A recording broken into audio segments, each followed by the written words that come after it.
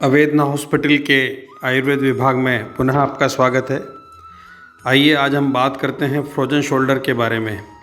Frozen shoulder, जिसे adhesive capsulitis भी कहा जाता है, यह कंधे में पाई जाने वाली एक बहुत ही आम समस्या है जो अगर समय पर उपचारित न की जाए तो एक बड़ा रूप ले सकती है या इसके बाद आपको गहन शल्य चिकित्सा की ओर भी जाना पड़ सकता है।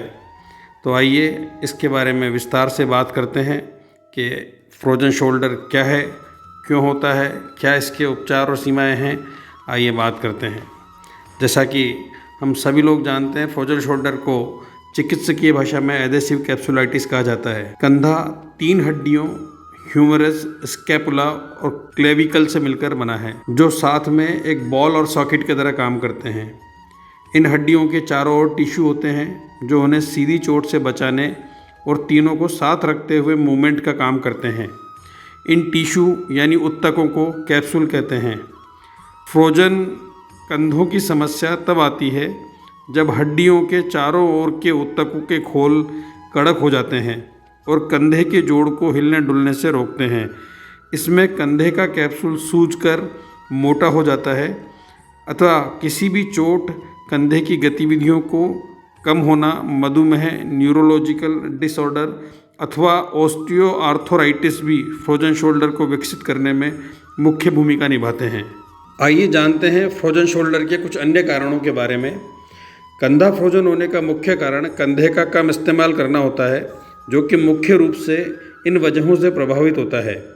किसी प्रकार की चोट लगना, हाथों की सर्जरी या स्ट्रोक आदि आना, डायबिटीज़ या मधुमेह से जनित बहुत सी जो शरीर में बीमारियां हैं, उनके कारण भी हड्डियों से जनित बीमारियां उत्पन्न होती है। उसमें फ्रोजन शोल्डर भी एक प्रमुख बीमारी के रूप में उत्पन्न होता है। थायराइड, हाइपो और हाइपरथायराइड, थायराइड का लेवल शरीर में कम होना या अत्यधिक होना, इसके कारण भी फ्रोजन शोल्डर की समस्या उत्पन्न होती है। दिल की बीमारियां अगर मान लो शरीर में हैं तो उसके कारण भी फ्रोजन शोल्डर की बीमारी आपको हो सकती है। टीबी अथवा पार्किंसन अगर आपके शरीर में है तो उसके कारण भी फ्रोजन शोल्डर की समस्या उत्पन्न हो सकती है। फ्रोजन शोल्डर की अवस्थाएं, आइए जानते हैं कि फ्रोजन शोल्डर किस किस तरह से डेवलप होता है, कितने कितने चरण होते हैं। आइए जानते हैं। आमतौर पर फ्रोजन शोल्डर लंबे समय में धीरे धीरे 3 चरणों में होता है। हर चरण कुछ महीने से लेकर धीरे धीरे साल भर तक चल सकता है। पहली अवस्था है फ्रीजिंग स्टेज। इसमें कंधे की कोई भी गतिविधि, इसका हिलना दर्द पैदा करता है। इस वजह से इस अवस्था में मरीज अपने कंधे को कम से कम इस्तेमाल करने लगता है और ये स्टेज 6 से 9 महीने तक चल सकती है। दूसरा चरण होता है फ्रोजन स्टेज। इसमें दर्द तो हालांकि थोड़ा कम होने लगता है, लेकिन कंधे का कड़ापन या कड़कपन बढ़ जाता है और इसे काम में लाना और अधिक कठिन हो जाता है। ये दौर 4 से 12 महीने के बीच तक खिंच सकता है। तीसरा एवं अंतिम चरण है थाइंग स्टेज। इसमें कंधे का दर्द और शक्ति दोनों ही बढ़ जाते हैं। इस अवस्था में लोगों का दर्द रात में बढ़ जाता है और सोना मुश्किल हो जाता है। यह अवस्था 6 महीनों से 2 साल तक या कई बार 3 साल तक भी खिंच सकती है। आइए जानते हैं फ्रोजन शोल्डर के सामान्य लक्षणों के बारे में। सामान्य लक्षणों के अंदर फ्रोजन शोल्डर के जो लक्षण पाए जाते हैं, उनमें बहुत ही सामान्य ऐसी क्रियाकलाप होते हैं जो हमारे दैनिक दिनचर्या के अंदर हम करते हैं और फ्रोजन शोल्डर होने के बाद उनके अंदर समस्याएं आने लगती हैं। जैसे कि यदि आपका पैंट के पीछे पॉकेट में रखे बटुए को निकालने में यदि आपका दर्द होता है, आपके कंधे में आपको अगर पीड़ा होती है, तो आपको ये मानना चाहिए कि आप फ्रोजन शोल्डर के शिकार हैं। यदि बालों में कंघी करने से कंधे में अकड़न अनुभव होती है अथवा गाड़ी चलाते वक्त स्टीयरिंग पर हाथ घुमाने में दर्द का अनुभव करते हैं या कपड़े पहनने व उतारने में दर्द का अनुभव होता है, यदि कसरत करते वक्त हाथ ऊपर नीचे आगे पीछे ले जाने में समस्या उत्पन्न होती है या कंधे के द्वारा किए जाने वाले दैनिक कार्य के दौरान दर्द होता है, यदि सोते वक्त करवट बदलने में आपको दर्द का अनुभव होता है या आधी रात को नींद खुल जाती है, तो ये मानना चाहिए कि आपको फ्रोजन शोल्डर है। यदि आपकी आयु 40 से 70 वर्ष के बीच है और आपका कंधा अकड़ा हुआ रहता है या उसके अंदर कड़कपन होता है, तो ये फ्रोजन शोल्डर की निशानी हो सकती है। यदि आपको मधुमेह है और कंधे की सामान्य गतिविधियां बाधित है, तो आपको फ्रोजन शोल्डर की जांच करवानी चाहिए। थायराइड, दिल की बीमारी और टीबी, पार्किंसन आदि भी अगर ये बीमारियां आपके शरीर में पहले से मौजूद हैं तो आपको फ्रोजन शोल्डर होने की संभावनाएं बढ़ जाती हैं। आइए स्वयं जांचते हैं कि क्या आपको फ्रोजन शोल्डर है। आमतौर पर एक ही कंधे को प्रभावित करने वाली इस समस्या को जांचना बहुत ही आसान है। जैसा कि आपको पूर्व में लक्षणों के बारे में बताया गया है, इन सभी लक्षणों को यदि आपके शरीर के ऊपर आप पाते हैं, यदि आप इन सभी लक्षणों से ग्रसित होते हैं तो आपको ये मानना चाहिए कि आप फ्रोजन शोल्डर के शिकार हैं। अपने हाथों को बारी बारी से पीछे की ओर ले जाएं और घुमाएं। यदि दोनों हाथ सहजता से नहीं घूम पाते हैं अथवा कोई एक हाथ ऐसा न कर पाए या मूवमेंट में परेशानी अनुभव करते हैं या उसके बाद दर्द का अनुभव करते हैं तो आपको मानना चाहिए कि आप फ्रोजन शोल्डर के शिकार हो सकते हैं। सामान्यतः योग अथवा कसरत करते समय हाथों को ऊपर, नीचे, आगे, पीछे अथवा खोलते वक्त तीव्र दर्द का अनुभव अगर है तो आपको ये जानना चाहिए कि आपको फ्रोजन शोल्डर हो सकता है। कमीज के बटन बंद करने में, पेंट की जिप बंद करने में, पैंट में बेल्ट लगाने जैसे सामान्य कार्य यदि आपको दुष्कर लगने लगें तो आपको ये जानना चाहिए कि आपको फ्रोजन शोल्डर हो सकता है।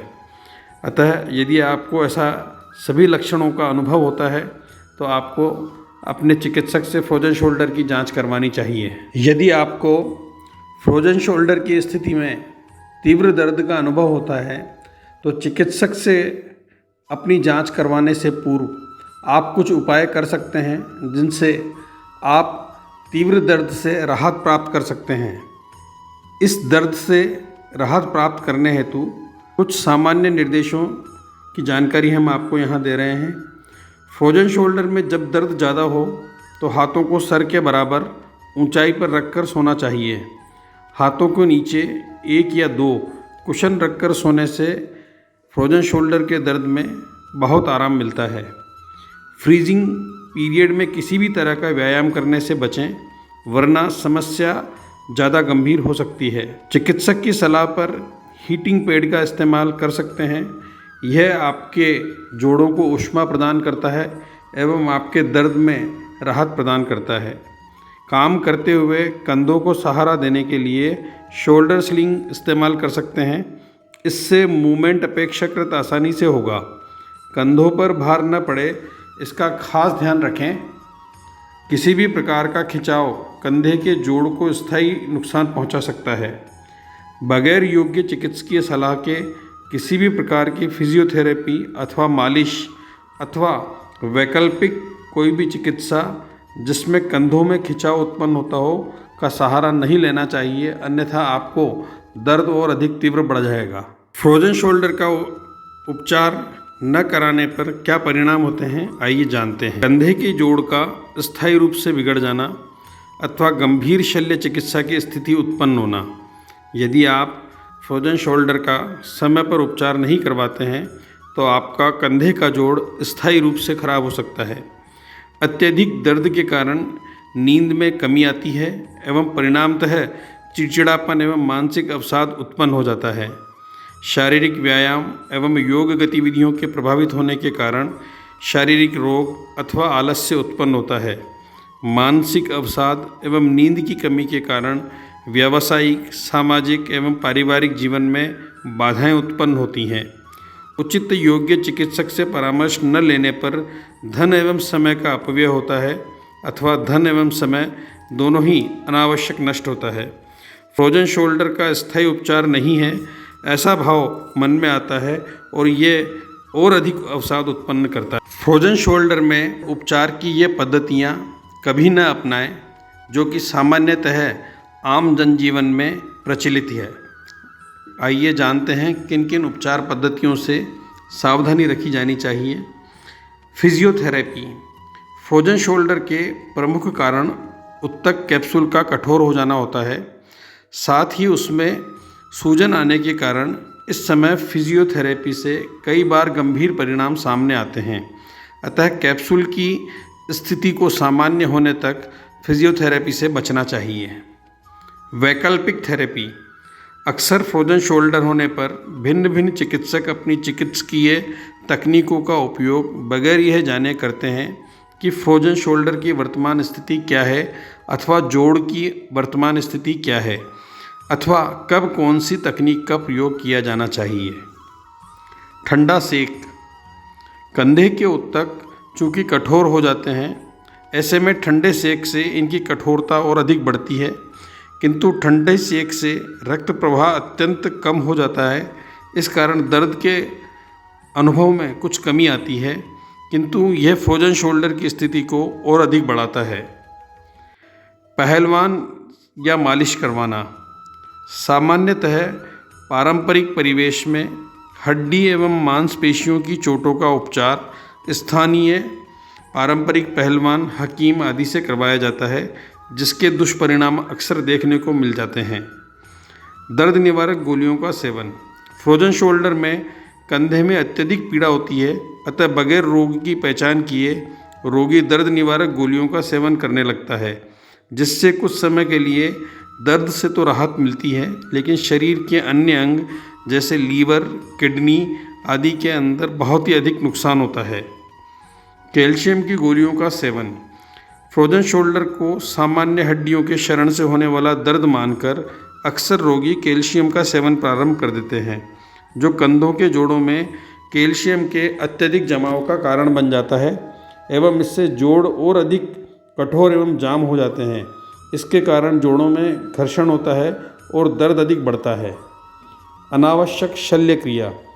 अनुचित उपचारों एवं उपचार को प्रयोगात्मक करने से फ्रोजन शोल्डर की स्थिति अत्यधिक गंभीर हो जाती है, जिस पर शल्य क्रिया की सलाह दी जाती है, जबकि आयुर्वेद की सामान्य क्रियाओं से शल्य क्रिया को पूर्णतः टाला जा सकता है एवं फ्रोजन शोल्डर की स्थिति से बहुत ही शीघ्र बाहर आया जा सकता है।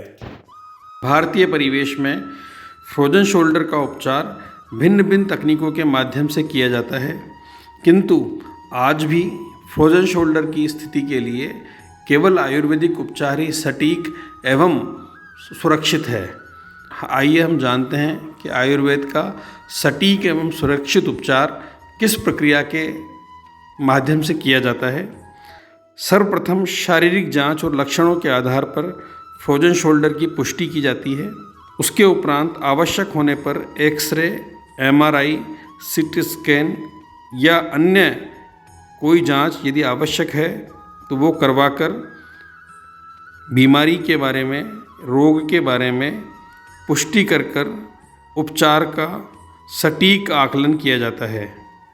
इसके उपरांत आयुर्वेदीय चिकित्सा एवं उसका क्रम निश्चित किया जाता है एवं इसके उपरांत रोगी का औषधि सेवन प्रारंभ किया जाता है। औषधि सेवन के एक हफ्ते के पश्चात अग्निकर्म, जिसको थर्मल माइक्रोकोटोमी कहा जाता है, पंचकर्म, सिरावेद आदि आयुर्वेदीय तकनीक से उपचार प्रारंभ किए जाते हैं। 2 हफ्तों के उपचार के पश्चात हल्के योग एवं व्यायाम प्रारंभ किए जाते हैं। इस समय तक रोगी का जोड़ पूरी तरह से खुल जाता है अथवा आंशिक रूप से खुल जाता है। जोड़ के खुलने के पश्चात रोगी को हल्के व्यायाम एवं योग अभ्यास प्रारंभ किए जाते हैं। उपचार शुरू होने पर सामान्यतः फ्रोजन कंधों को ठीक होने में 1 से 2 माह का समय लगता है, जो रोगी के रोग के अनुसार अथवा उसके शारीरिक अवस्थाओं के अनुसार कम या ज़्यादा संभव है। वर्तमान में प्रचलित समस्त चिकित्सकीय पद्धतियों में आयुर्वेद चिकित्सा पद्धति पूर्णतः वैज्ञानिक एवं अत्यधिक प्रभावशाली है, जिसके द्वारा न्यूनतम समय एवं अर्थ के द्वारा रोगी पूर्णतया स्वस्थ हो जाता है। फ्रोजन शोल्डर कंधों की एक गंभीर बीमारी है।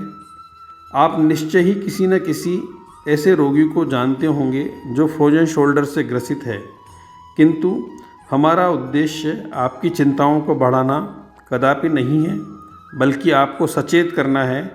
हम आशा करते हैं कि आपको फ्रोजन शोल्डर से जुड़ी समस्त जानकारी उपयोगी लगी होगी।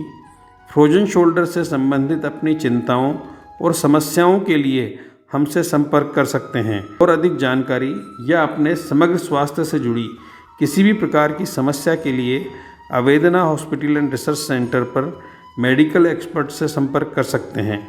यदि ये वीडियो आपको अच्छा लगा हो तो हमारे चैनल को लाइक कीजिए, सब्सक्राइब कीजिए, शेयर कीजिए और अधिक से अधिक इस वीडियो को अन्य लोगों को दिखाने का या बताने का प्रयास कीजिए। धन्यवाद।